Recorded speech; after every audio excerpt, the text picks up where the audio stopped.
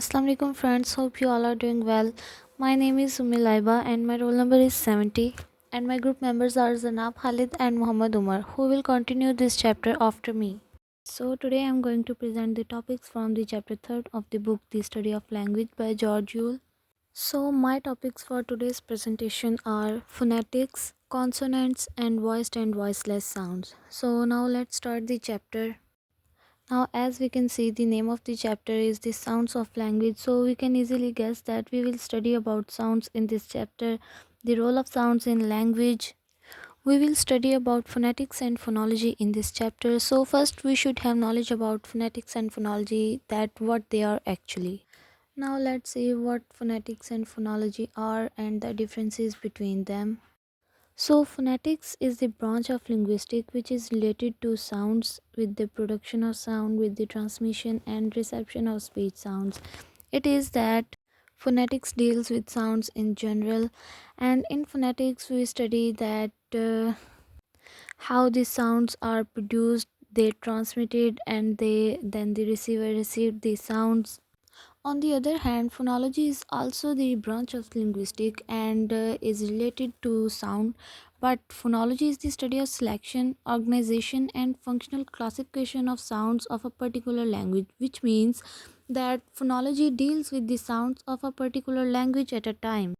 Basically, we can say that phonology is the study of patterns of sounds in a language and across languages, and we can also say that it is the study of categorical organization of speech sounds in language, that how the speech sounds are organized into the mind and then used to convey. Now, at this stage, I think the difference between phonetics and phonology should be cleared. And now, next term that we have is phonemes.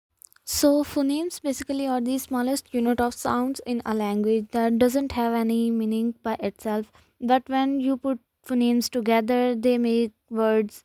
Like, for example, when a baby starts saying its first word, he used to say that ma instead of mummy. And then after some weeks, he used to say mummy. So, firstly, the phonemes are ma, and then we put these phonemes together and they make a sense, a word, a meaning, which is mummy. And now we have 44 phonemes in English language, from which 24 are constant, 12 are pure vowels, and 8 are diphthong. So let's have a look on constant, pure vowels, and diphthong. Now, firstly, we have consonants. Consonants are basic speech sounds in which breath is at least partially obstructed and can be combined with vowels to form syllable. Like we have zebra, in which we have a consonant z and we combine it with the vowel a, like e, which produce the sound a. So we when we combine these two sounds, we have a new syllable which is zebra. Now next comes vowels. Vowels are the sounds that can be pronounced single, like sun. In sun we have a single vowel u, which gives us a meaning when it combines with two consonants s and n. Now the third one is diphthong. Diphthong are the sounds formed by the combination of two vowels in a single syllable, in which the word begins with one vowel and then move to the next. Like in for example, we have a word coin, in which we have two vowels o and I. O and I. The sounds o and I, they combine and then they give a syllable coin, and in which first o sound comes and then it moves to the next vowel sound I. Coin. Now let's move to the next slide, in which we have the domains of phonetics. There are three domains of phonetics: articulatory phonetics, acoustic phonetics, and auditory phonetics. So, articulatory phonetics is the type of phonetics in which we study that how the speech sounds are made, they are articulated, or they produce.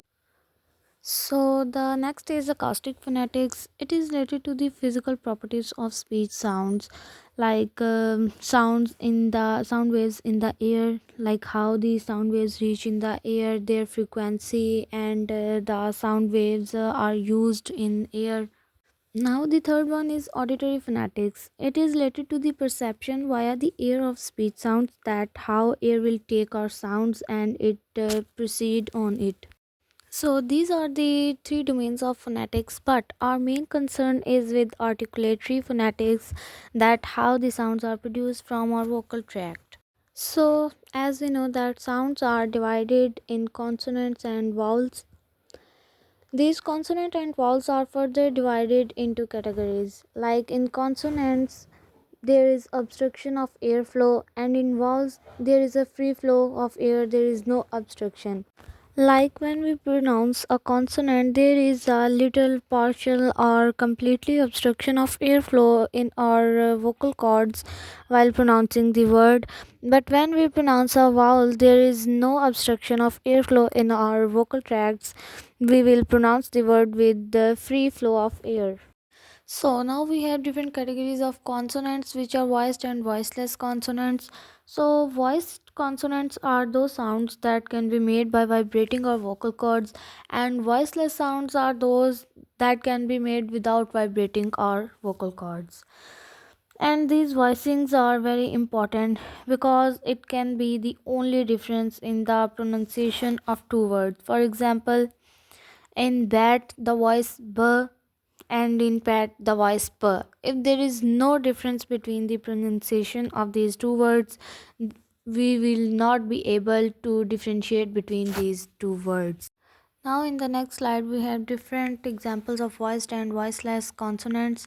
Now in voiceless consonants we have a word fat, and in voiced consonants we have a word vat. While pronouncing the word fat, there is no vibration in our vocal cords. That is why it is called voiceless consonant. And in pronouncing the word vat, there is a vibration in our vocal cords. So that is why it is called voiced consonant. So now there is a question, that how would you know that it is a voiced consonant or a voiceless consonant? So for this purpose, you have to do an experiment. So practice it with me. First, place your fingers on your throat and pronounce the word fat. While pronouncing the word fat, observe that whether you feel vibration or not. In pronouncing the word fat, we feel no vibration, so it is called a voiceless consonant. And now, again, put your fingers on your throat and now pronounce the word vat. While pronouncing the word vat, now observe whether you feel vibration or not. Now in pronouncing the word vat, when we pronounce v, we feel vibration, so that is why it is called voiced consonant. Now just have a look on the journey of air through the vocal tract. So first, the air is pushed out by the lungs through the trachea or windpipe to the larynx, which is also called the voice box. There are vocal folds in the larynx, which means that when air is pushed out by the lungs into the larynx, there are the vocal folds which will take two positions.